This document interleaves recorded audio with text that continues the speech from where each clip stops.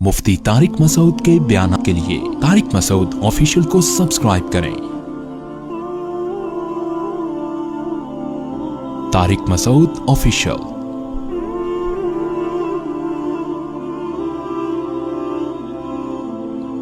ہمارے ایک جاننے والے ڈاکٹر ہیں، وہ کہتے ہیں میں نے سنا تھا کہ نافرمان کی روح بہت مشکل سے نکلتی ہے اور جو نیک لوگ ہوتے ہیں ان کی روح آسانی سے نکلتی ہے۔ تو میں تو جب گیا یورپ میں تو میں نے بہت سے گوروں کو بڑے آرام سے مرتے ہوئے دیکھا اور بہت سے نیک لوگوں کو بڑی مشکل سے مرتے ہوئے دیکھا۔ تو یہ کیا ہے؟ تو کہہ رہے ہیں مجھے تو اسلام کے بارے میں اشکالات شروع ہو گئے۔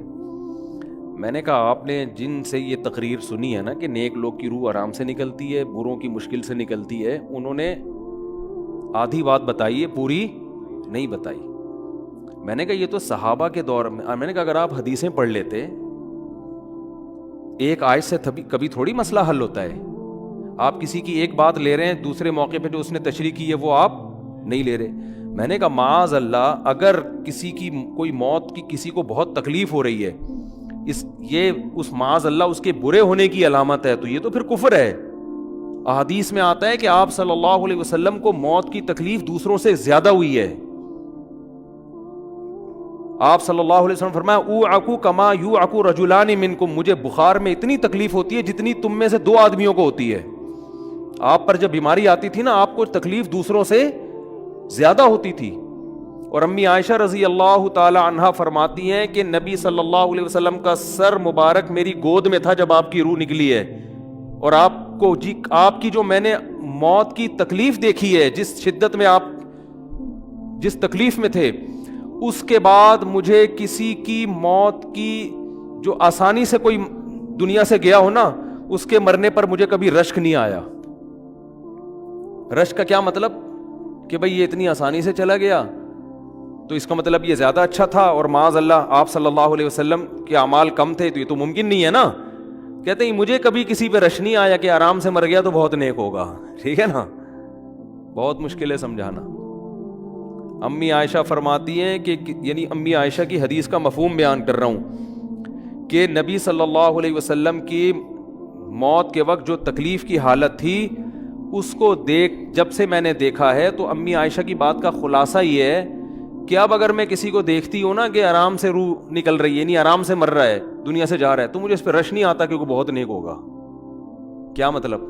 اس کا نیک عمل سے تعلق بولتے کیوں نہیں ہے؟ لیکن ہمارے ہاں سارا مدار کس پر ہے؟ مرنے کے بعد شکل کیسی ہے اس کی؟ آڑا ترشا ہو گیا تو جہنم میں جا رہا ہے، اس کا مطلب۔ اور اگر مرا ہوا ہے، دانت کھلے میں، ایسا لگ رہا ہے مسکرا رہا ہے، سیدھا کہاں جا رہا ہے؟ او بھائی، اگر خدا نہ خواستہ کوئی لکوے کا مریض تھا، کوئی فالج کا مریض تھا، وہ تو مرے گا تو اس کا تو بیچارے کا ہوگا، تھوڑا سا چہرہ بھی ٹیڑھا ہو سکتا ہے، کچھ بھی ہو سکتا ہے، نیک لوگوں کا بھی ہو سکتا ہے۔ تو مدار کس پر ہے؟ اعمال پر۔ اور نیک لوگوں کو بعض دفعہ موت کے وقت ڈبل تکلیف دی جاتی ہے۔ ایک تو اس لیے دی جاتی ہے، یا تو اس لیے کہ کوئی گناہ ان کا باقی رہ گیا ہوتا ہے۔ اللہ کیا کہتے ہیں؟ بھائی قبر میں جانے سے پہلے اس کو ہمارے پاس دھلا کے لے کے آؤ، صاف ستھرا ہو کے۔ اب ہمارے پاس آ رہا ہے تو اب ہم نہیں چاہتے کہ اس کے گناہوں کی گٹھری ہو، اس کو پاک صاف کر کے لے۔ میں نے بڑے بڑے بزرگ دیکھے جن کو آخری وقت میں بہت مصیبت میں گزری ان کی، یعنی زندگی کے آخری ایام، بیٹیوں کی ٹینشن، کسی بیٹی کو طلاق ہو گئی، وہ گھر آ گئی، کوئی اور مسئلہ ہو گیا، تو بڑی ٹینشن میں آخری وقت، لیکن وہ زبان سے کیا کہتے تھے؟ شکر، کہ یار شاید اللہ تعالیٰ ہمارے گناہوں کو معاف کرنا چاہتا۔ اولاد کی حدیث میں آتا ہے کہ انسان کو اس کی گھر والی کی طرف سے، اس کی اولاد کی طرف سے، اس کے جسم کی طرف سے تکلیفیں پہنچتی رہتی ہیں اور اس کے گناہ معاف ہوتے رہتے ہیں، حتی لقی اللہ طاہرا مطہرا، جب اللہ کے پاس آتا ہے نیٹ کلین، بالکل گناہوں سے پاک صاف ہو گیا۔ لیکن یہ تکلیف وہ ہوتی ہے جس میں صبر کی توفیق بھی ملتی ہے، کیونکہ اللہ دے رہا ہے نا تکلیف، اور اللہ سزا کے طور پہ نہیں بلکہ کفارے کے طور پہ، تاکہ ہمارے پاس آئے تو صاف ستھرا ہو گئے۔ تو اس تکلیف میں پھر صبر کی توفیق، اس لیے علماء کہتے ہیں جس تکلیف میں صبر کی توفیق مل رہی ہے، سمجھ لو یہ رحمت ہے۔ یہ کیا ہے؟ رحمت۔ یہ اللہ آپ کو بنانا چاہ رہا ہے کچھ۔ اب لوگ کہتے ہیں یہ والی تکلیف کیوں، وہ والی کیوں نہیں آئی، یہ تو بہت زیادہ ہو گئی۔ تو بھائی اللہ سے کوئی نہیں لڑ سکتا, وہ جو دے رہا ہے وہ اس پہ صبر کرو. اسی کو کہتے ہیں تقدیر پر رضا. جو اللہ نے مقدر کیا ہے بس ہم اس پہ کیا ہیں, کوشش کریں گے, اللہ سے عافیت مانگیں, اے اللہ ہمیں تکلیفیں نہیں چاہیے, ہم تو ویسے ہی کمزور ہیں, ایسا نہ ہو تکلیف میں اور ہی نافرمانی پہ نہ آ جائیں, ہمیں تو خوشیوں بھری زندگی چاہیے, اور اللہ ان خوشیوں میں شکر کی توفیق دے کے گناہ معاف کر دے. ٹھیک ہے نا. جیسے لوگ حکیم کے پاس جاتے ہیں, حکیم صاحب کے پاس 2 طریقے ہوتے ہیں علاج کے. ایک طریقہ تو یہ کہ بھائی یہ کڑوی گولی ہے, 2-3 کھاؤ گے فٹ فاٹ ہو جاؤ گے, اس میں یہ بھی پرہیز, یہ بھی پرہیز, یہ بھی پرہیز. اور ایک طریقہ ہوتا ہے بھائی دودھ جلیبی کھاؤ, علاج لمبا ہو جائے گا, لیکن وہ دوا میں کیا ہے, دودھ جلیبی. تو آپ کہتے ہو بھائی یہ دودھ جلیبی والا مجھے دے دو, ٹھیک ہے لمبا علاج کروا لوں گا, فائدہ دیر سے ہوگا, لیکن میں یہ کریلے کا جوس نہیں پی سکتا. تو ہم نالائق لوگ ہیں, شکر سے بھی انسان کے ترقی ہوتی ہے, تو اللہ سے یہی مانگنا چاہیے اللہ ہمیں نعمتیں دے, تکلیفوں سے بچا, اور شکر کی توفیق دے تاکہ ہمارے درجات بلند ہو. تو شکر کے بھی تو بڑے فضائل ہیں نا. تو مانگنے تو کیونکہ عبدیت اور غلامی کا تقاضا یہ ہے کہ اللہ سے عافیت مانگی جائے, لیکن اللہ تکلیف دے دے تو اس پہ صبر. تو ہمارے نبی صلی اللہ علیہ وسلم کو ہاں یا تو اس لیے تکلیف ہوتی ہے گناہ معاف, یا اس لیے کہ درجات بلند. اللہ چاہتا ہے کہ بھئی یہ دنیا آزمائش کی جگہ ہے, جب آخرت میں آنا تو اتنا تجھے نوازوں. تو ہمارے نبی صلی اللہ علیہ وسلم جنت میں آخرت میں سب سے اعلیٰ مقام کس کا ہوگا, سید الانبیاء محمد صلی اللہ علیہ وسلم, حضرت آدم سے بھی زیادہ, نوح علیہ السلام سے بھی زیادہ. تو اللہ نے فرمایا کہ آپ کو پروٹوکول دینے کے لیے آخری جو اب آپ کا آخرت کا سفر ہے نا, اس میں مادی تکلیف آپ کو دوسروں سے زیادہ دی جائے گی. یہی وجہ ہے کہ حضرت فاطمہ رضی اللہ تعالی عنہا, آپ کی چہیتی بیٹی, جب انہوں نے آپ صلی اللہ علیہ وسلم کی اس تکلیف کو دیکھا نا, جو موت کے وقت تکلیف تھی اور جو بخار کی شدت تھی, واہ کرب ابتا, فرماتی تھی ہائے میرے والد کا کرب. بہت زیادہ غمزدہ ہو گئی ان کو دیکھ کر کس قدر تکلیف میں ہے. تو آپ صلی اللہ علیہ وسلم نے فرمایا لا کرب علی ابیک بعد اليوم. کیسے تسلی کے جملے. اپنی بیٹی سے فرمایا ہے فاطمہ تیرے باپ پر آج کے بعد کوئی تکلیف, بولو لا کرب علی ابیک بعد اليوم. اس میں بھی آپ صبر کا پہلو تلاش کر رہے ہیں, شکر کا, بس یہ اللہ کی طرف سے آخری ہے. آج کے بعد اے میری بیٹی تیرے باپ پر کوئی تکلیف نہیں. اپنی بیٹی کو بھی تسلی دے رہے ہیں کہ غم ہلکا کر, بس یہ اللہ کی طرف سے آخری ہے, آج کے بعد کوئی تکلیف نہیں ہوگی. تو ہمارے ہاں وہ بیچارہ تکلیف سے جا رہا ہے, تو یار دیکھا آ گیا نا سامنے, لوگ کہنے یہ دیکھا, ہم تو کہتے تھے بندہ ہی 2 نمبر ہے, اب آ گیا نا. دیکھو کیسے مر رہا ہے. اور پیغمبروں کو تکلیف تو دی جاتی ہے, لیکن کوئی ایسا عیب نہیں ہوتا, ایسی بیماری نہیں ہوتی جو لوگوں میں معیوب سمجھی جاتی ہو. یہ نہیں ہوتا, کیونکہ پیغمبر اللہ کے قاصد ہیں, تو اللہ ان کو ہر لحاظ سے امت کو یہ بتانا چاہتے ہیں یہ میرے رسول ہیں, یہ میرے سفیر ہیں. تو کوئی بھی ایسی چیز جس کی وجہ سے لوگوں کو ان سے نفرت ہو, یا طبعی نفرت جو انسان کے اختیار میں نہیں ہوتی, تو اللہ ایسی بیماری اور ایسی تکلیف سے بچاتے ہیں ان کو. سمجھ میں آ رہی ہے بات. لیکن امتی کو ایسی تکلیف ہو سکتی ہے. یہ جو ختم نبوت کے علماء کہتے ہیں نا مرزا غلام احمد بیت الخلاء میں گر کے مر گیا, تو بعض لوگ کہتے ہیں وہ تو بیت الخلاء میں تو فلاں بزرگ کا بھی انتقال ہوا تھا, فلاں کا بھی. بزرگ کا ہو سکتا ہے, پیغمبر کا بیت الخلاء میں انتقال بولو نہیں ہو سکتا, کیونکہ پیغمبر کو اللہ ایسے عیب سے بچاتے ہیں جو انسانوں میں عیب سمجھے جاتے ہیں. تو پیغمبر کو ایسی بیماری نہیں ہوتی, جیسے اچھوت کی بیماری ہے کہ کوئی ہاتھ نہیں لگا سکتا اس کو, ایسی بیماری پیغمبروں کو نہیں ہوتی. کوڑ کی بیماری پیغمبروں کو نہیں ہوتی, کیونکہ ایسی بیماری جس سے لوگ گھن کھاتے ہیں, ایسی نہیں. لیکن امتی کو ہو سکتی ہے, امتی کو ایسی بیماری ہو سکتی ہے, اللہ اس کے درجات کیا کرے گا, بلند کرے گا اس سے. مجھے ایک واقعہ کسی نے سنایا کہ ایک ہندو تھا, اس کو کوڑ کی بیماری تھی. کوڑ نہیں ہوتا, گوشت گلنا شروع ہو جاتا ہے, تو یہ بیماری پھیلتی ہے. تو اس کے رشتہ داروں نے بالکل الگ کر دیا اس کو, وہیں سے کھانا پھینکتے ایسے کر کے. کہیں تبلیغی جماعت گئی, ان کو پتہ چلا, وہ بیٹھ گئے اس کے پاس جا کے, اس کو کھلا بھی رہے ہیں پلا بھی رہے ہیں. تو وہ بڑا متاثر ہوا, یار سب نے چھوڑ دیا اور مسلمان ہو کے تبلیغ والے تو اکرام کا کوئی موقع الحمدللہ چھوڑتے نہیں ہیں. تو وہ مسلمان ہو گیا اور پھر اس کا انتقال ہو گیا تھوڑے دنوں میں. اب دیکھو اللہ نے جو اس کو کوڑ کی بیماری میں ڈالا, یہ بیماری اس کے لیے رحمت بن گئی کہ نہیں بن گئی. تو کفر کی حالت میں کوئی اچھا کام کیا ہوگا اس نے, اس کے بدلے میں اللہ نے اس کو کیا دے دیا؟ کوڑ کی بیماری. اب دنیا کہے گی یار عام کافر جو اچھے کام نہیں کرتے وہ تو فٹ فاٹ گھوم رہے ہیں اور یہ تھوڑا بہت خیال کرتا تھا, اس کو اللہ نے کیا دے دیا؟ بھائی اس کو دیا اس لیے کہ اللہ کو پتا ہے کہ جی کوڑ میں ہوگا تو تبلیغ والے آئیں گے, اس کی آؤ بھگت کریں گے اور یہ کیا ہو جائے گا؟ اسلام میں داخل ہو جائے گا. تو اللہ کے کام ہے, یہ اللہ ہی بہتر جانتا ہے. تو بعض دفعہ اللہ تکلیف میں ڈالتے ہیں تاکہ آپ کے گناہ دھل جائیں. تو اس لیے موت کی جو تکلیف ہے نا, اچھا اور عین ممکن ہے کوئی بہت بڑا بدماش ہو, بڑے آرام سے مر جائے وہ, اور مرنے کے بعد ایسی خوبصورت اسکن ہو جائے اس کی, کیونکہ اسکن کی اچھے یا برے ہونے کا تعلق موسم سے ہے, جینے, ٹھیک ہے نا. جس کو برین ہیمریج ہوتا ہے تو چہرہ خراب ہوتا ہے, چاہے وہ نمازی ہو. میں نے ایسے پکے نمازیوں کو جن کی نماز کی حالت میں ڈیتھ ہوئی ہے, ان کو دیکھا موت کے بعد ان کا چہرہ کالا ہو گیا. یہ بری بات نہیں تھی, یہ کالا اس لیے ہو گیا کہ برین ہیمریج ہوا, رگ پھٹی ہے تو بلیڈنگ ہونا, اور ہارٹ اٹیک بھی ہوا پھر ان کو. تو ڈاکٹر کہہ رہے تھے ان کو جلدی دفناؤ کیونکہ یہ بہت جلدی ان کا جسم خراب ہو جائے گا. حالانکہ پھر میں نے خواب میں ان کو جنت میں بھی دیکھا. صحیح ہے نا. تو خام خمانہ لوگوں نے یہ چیزیں بنائی ہوئی. تبھی میت کو چھپانے کا حکم ہے, کیونکہ اکرام کرنا ہے نا, تو چہرہ مرنے کے بعد بگڑنا شروع ہوتا ہے.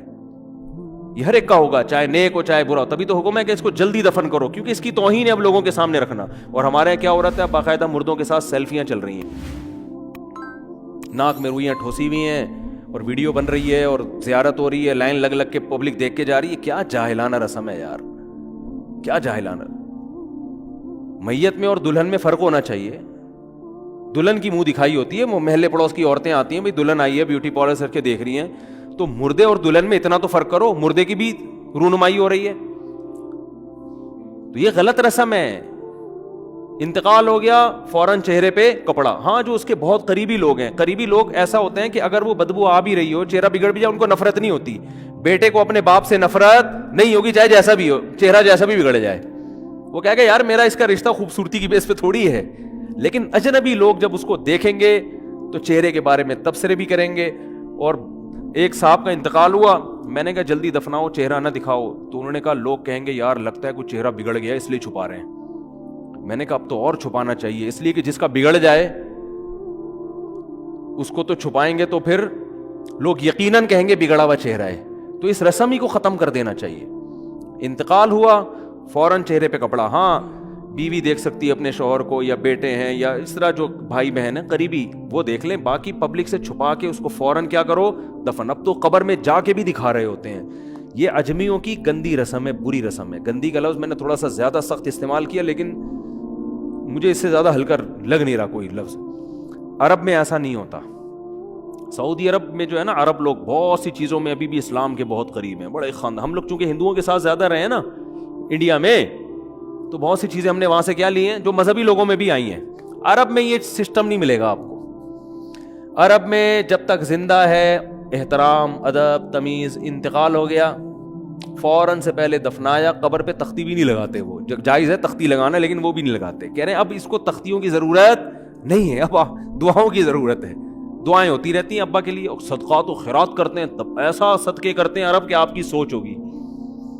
ایسی سخاوت ہے عربوں میں, اپنے ابا کے لیے, اپنی اماں کے لیے دعائیں کرتے ہیں. وہ میں نے بتایا نا ایک واقعہ, میں نے بہت پہلے سنایا تھا. جدہ میں کسی کے یہاں ٹھہرا ہوا تھا, سعودی عرب میں, پاکستانی تھے وہ کسی عرب کے ساتھ 30 سال سے ملازمت کر رہے تھے. عربوں کا نا آپ کو ایک پہلو دکھایا جاتا ہے میڈیا پہ, جو اچھا پہلو ہے وہ نہیں دکھایا جاتا, جو اسلام کی وجہ سے ان میں خوبی ہیں وہ نہیں دکھایا جاتا.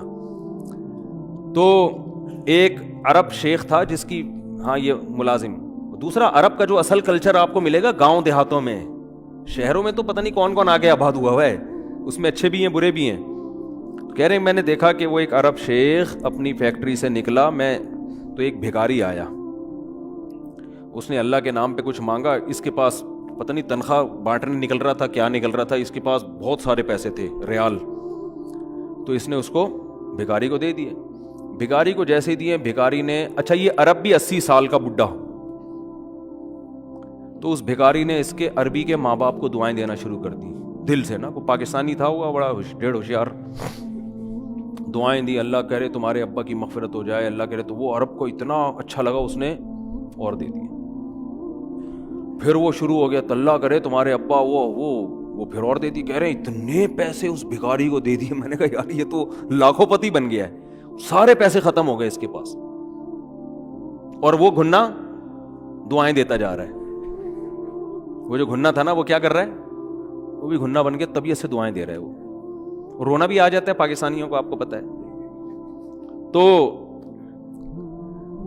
کہہ رہے ہیں وہ چلا گیا, پیسے ختم ہو گئے. اس عربی نے کہا اگر یہ میرے پاس اور بھی پیسے ہوتے نا, یہ دعائیں دیتا رہتا, میں پیسے. بعض ایسے جذبات ہو جاتے ہیں نا انسان کے کہ اس کو لگتا ہے کہ شاید یہ دعا قبول ہو رہی ہے, بعض دفعہ ایسی کیفیات آ جاتی ہیں انسان کے اوپر. تو وہ پاکستانی تھے جنہوں نے مجھے واقعہ سنا. کہہ رہے ہیں یار ان کے اندر کوئی ان کے قریب رہے نا تو بعض چیزیں ان میں بڑی خاندانی. عربوں میں ماں باپ کا بہت احترام ہے, بہت. جتنے کسٹمر کے ساتھ بدتمیز ہوتے ہیں نا, باپ اور ماں کے ساتھ اتنے ہی اچھا سلوک کرتے ہیں. ایسا نہیں ہے جیسے زبان چلا دی اور یہ کر دیا. باپ بیٹھا ہوگا سب چپ کر کے آرام سے بیٹھے ہوں گے کہ باپ یہ بول بیٹا رہا ہے. ہمارے یہاں بیٹا باپ لگ, میں تو لوگوں سے پوچھتا ہوں یہ پہلے کیوں, کہ مجھے ایسا لگ رہا ہے آپ کا بچہ آپ سے پہلے پیدا ہو گیا, یعنی وہ باپ بنا ہوا ہوتا ہے. ٹھیک ہے نا, باتیں ایسے کر رہا ہوتا ہے کہ جو بیٹا ہے وہ باپ لگ رہا ہے, جو باپ ہے وہ بیٹا لگ رہا ہے. تو خیر کہاں سے کہاں بات چلی گئی, کیا بات کر رہا تھا.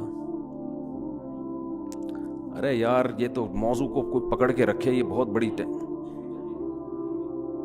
جاہل پیر کی بات تو میں نے شروع کی تھی, شیطان ہوا وغیرہ سب ہو گیا. ہاں یہ بات چل رہی تھی کہ موت کی تکلیف اگر کسی کو ہوتی ہے, میں یہ بتا رہا تھا کہ اسلام کی باتیں اللاجیکل بات اسلام نہیں کرتا. ہاں مذہبی لوگ بعض دفعہ ایسی باتیں کر کے لوگوں کو بیوقوف بنا دیتے ہیں, قرآن کی آیتوں کی غلط تفسیر کر لیتے ہیں کہ بھئی وہ اتنی تکلیف سے مرا اس کا مطلب وہ جہنم میں جائے گا, وہ نیک آرام سے مر گیا. تو یہ قرآن و سنت سے ملتا ہے کہ نیک لوگوں کو موت کی تکلیف بہت دفعہ ہوتی ہے, زیادہ بہت دفعہ نہیں بھی ہوتی. اب یہ نہیں کہ کوئی آرام سے مر گیا تو آپ کہیں سیدھا جہنم میں گیا, اس کو تو تکلیف ہی نہیں ہوئی, یہ بھی ضروری نہیں ہے. ٹھیک ہے, اس کو بولیں یہ اللہ کی رحمت ہے, اچھا گمان رکھنا چاہیے نا کہ بھئی یہ اللہ نے پہلے ہی دھلا دیا اس کو.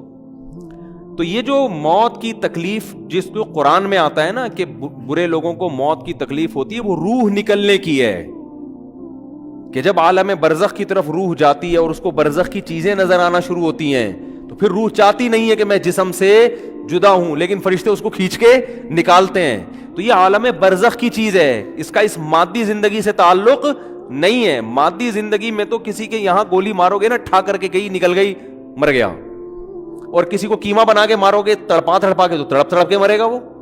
مادی زندگی میں کسی کو آگ میں پھینکو گے تو جل کے مرے گا, چاہے نیک آدمی ہو, اور کسی کی گردن اڑاؤ گے تلوار سے تو 1 منٹ میں کیا ہو گیا, ختم. لیکن جو اس کی روح نکل رہی ہے, خدا کے پاس جا رہی ہے, وہ منظر نافرمان کا بہت ہی بھیانک ہوتا ہے, اور نیک آدمی کی روح ایسے پرواز کرتی ہے, وہ اس کی تکلیف ہے. اور اس پہ میں ایک واقعہ بھی سنا چکا ہوں, دوبارہ نہیں سناؤں گا, کہ کیسے دنیا میں بھی اس کے مشاہدات ہوئے ہیں لوگوں کو, کہ کیسے ان کو آخرت کی چیزیں نظر آنا شروع ہو گئی ہیں, اور وہ باتیں کر رہے ہیں, باقاعدہ بتا رہے ہیں فروح و ریحان و جنت و نعیم. جو قرآن میں آتا ہے نا, فرشتے آتے ہیں اور اس کی روح قبض کرتے ہیں, تو وہ بعض دفعہ اللہ دنیا میں بھی دکھا دیتے ہیں.